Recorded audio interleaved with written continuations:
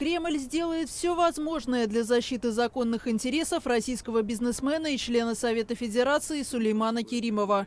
Он был арестован французской полицией в аэропорту Ниццы во вторник. Сенатора от Дагестана обвиняют в уклонении от уплаты налогов с недвижимости на Лазурном берегу. По словам пресс-секретаря президента Дмитрия Пескова, делом занимается российский МИД. Разумеется, здесь особое значение является то, что Сулейман Керимов является носителем дипломатического паспорта, с коим он въезжал на территорию Франции.